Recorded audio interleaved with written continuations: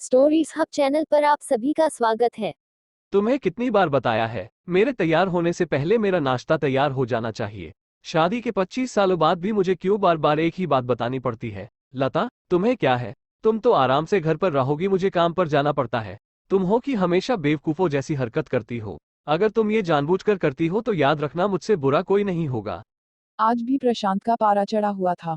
इन कटु शब्दों में अपना गुस्सा उतारते हुए गीला तौलिया कुर्सी पर फेंकते हुए प्रशांत गुस्से से लता की तरफ देखने लगा।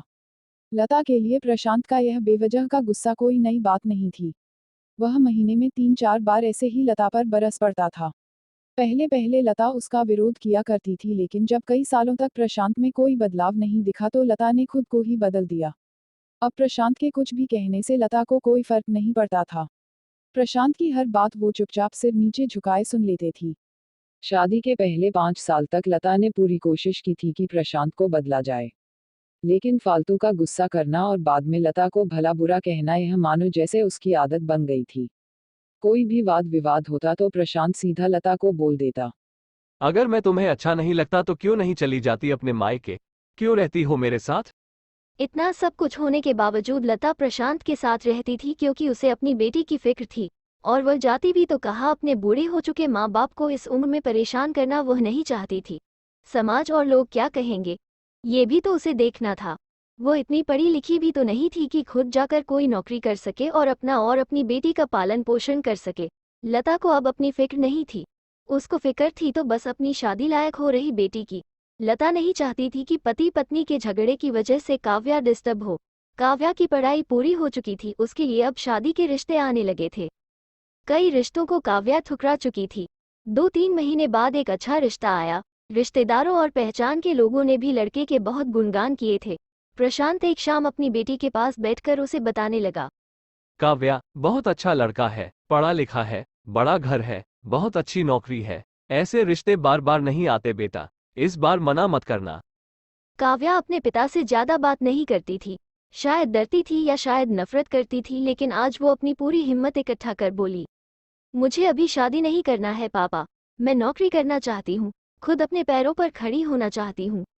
हाँ तो उसमें क्या बड़ी बात है? मैंने लड़के से बात की है, वो तुम्हें किसी बात के लिए नहीं रोकेगा। तुम शादी के बाद भी नौकरी कर सकती हो, वो तुम्हें नौकरी के लिए परमिशन दे देगा।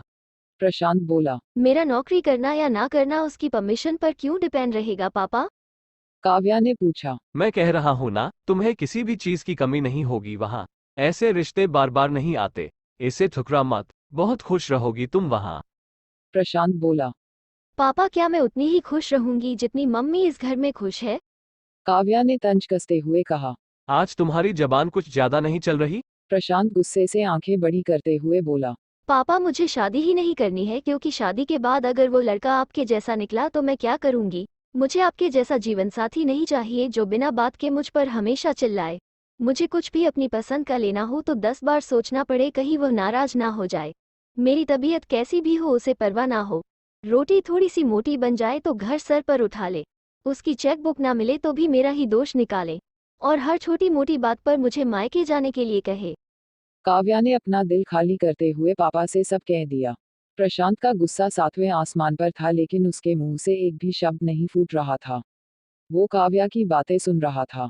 काव्या उतना ही बोलकर चुप नहीं हुई। आज पहली बार वह अपने पापा के सामने इतना कुछ बोल रही थी। पापा, आपने माँ के साथ हमेशा गलत व्यवहार किया है। आप अपने ऑफिस का गुस्सा बिना सोचे समझे माँ पर उतार देते हैं, कभी इस बात की परवाह भी नहीं करते कि उन्हें कैसा लगता होगा। आपकी बातें सुन सुन माँ ने अपना स्वाभिमान खो दिया।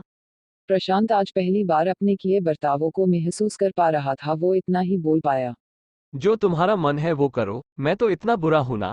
काव्या ने प्रशांत का हाथ पकड़ा और बोली। पापा, मुझे सिर्फ एक सवाल का जवाब दे दो, क्या आप चाहेंगे कि मेरा पति आपके जैसा हो?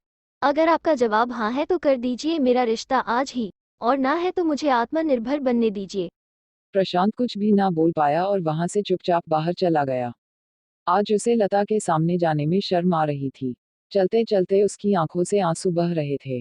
प्रशांत ने आज से अपने आप को बदलने का निश्चय किया। अगले दिन से लता ने अपने पति में काफी बदलाव देखा। वह सोचने लगी कि जो हिम्मत काव्या ने दिखाई है, वह हिम्मत अगर मैं पहले ही दिखा देती तो शायद आज परिस्थिति कुछ और होती। अब काव्या पढ़ लिख कर अच्छी नौकरी करने लगी थी और 3 साल बाद उसके लिए एक अच्छा रिश्ता आया और उसकी विदाई पर प्रशांत बोला। बेटा तू हमेशा खुश रहेगी क्योंकि तेरा पति तेरे बाप जैसा नहीं है। प्रशांत की यह बात सुनकर लता और काव्या की आंखों से आंसू बहने लगे। दोस्तों, हमारे समाज में औरतों को भले ही देवी का दर्जा दिया जाता है, लेकिन वह स्वतंत्रता नहीं दी जाती जो उन्हें देनी चाहिए। उन्हें बचपन से ही बताया जाता है कि वह पराया धन है। स्कूल से आने में देर हो जाए तो पिटाई मिलती है। मोबाइल पर बातें करते हुए दिख जाए या खिड़की से झांकते हुए दिख जाए तो शक किया जाता है। माँ बाप का घर तुम्हारा नहीं है, पति का घर ही तुम्हारा घर है। जीवन भर यह बातें बता बता कर उन्हें ससुराल भेज दिया जाता है।